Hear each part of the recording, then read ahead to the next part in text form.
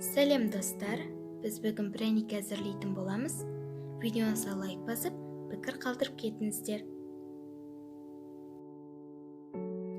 Сүтіміз бен балымызды қосып, жай отқа қоямыз. Сүтіміз қайнап кетпеуі керек, балымыз ерісе болғаны.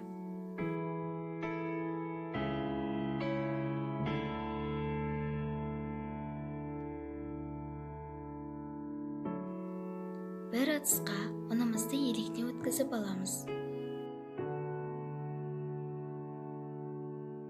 Ұнымыздың үстіне қантымызды және тұзымызды қосып араластырамыз.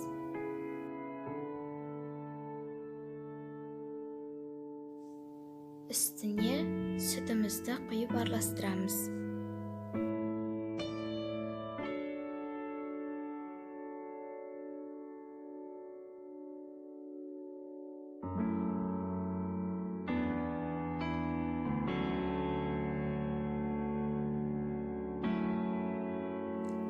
Қоспамызды суытып алуымыз керек. Тез суыған қаласаңыздар, ыдысқа мұздай су құйып, қоспамызды соның үстіне саламыз.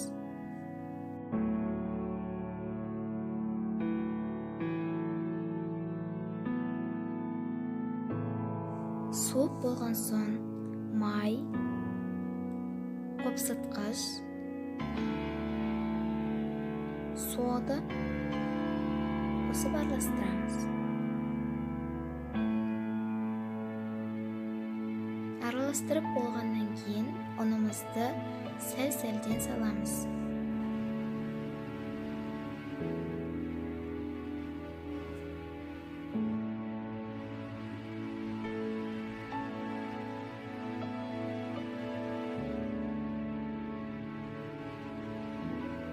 Венчикпен араластыру қиын болса, қасықпен араластырсаңыздар болады.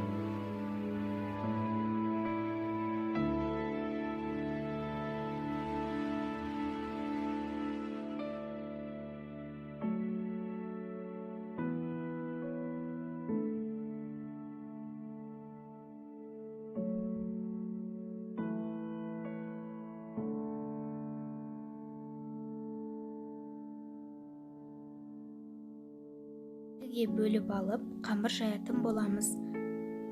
Жайғанда қамырымыз жіңішке болып кетпеуі керек. Осындай көлемде болса болады.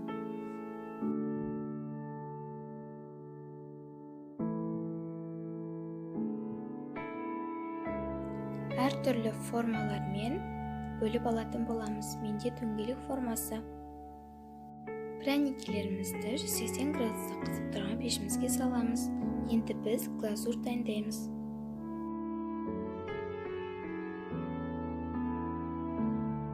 Ыдысымызға қант тұмтағын салып аламыз. Оның үстіне жаймендеп су қосып отырып араластырамыз.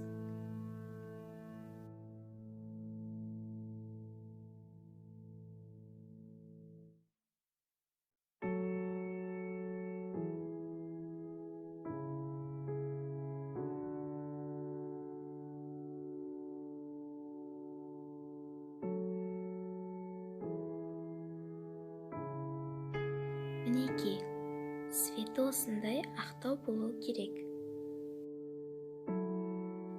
Біздің пряникелеріміз пісті, менде 40 штук шықты.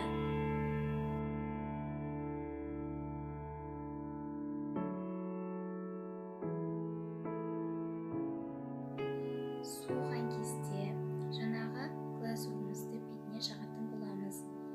Щеткамен жағуға кеңес бермеймін. Қолмен жасаңыздар, озоры неғұрлым әдемі түседі. Жағып болғаннан кейін біраз уақытқа кептіріп қоямыз.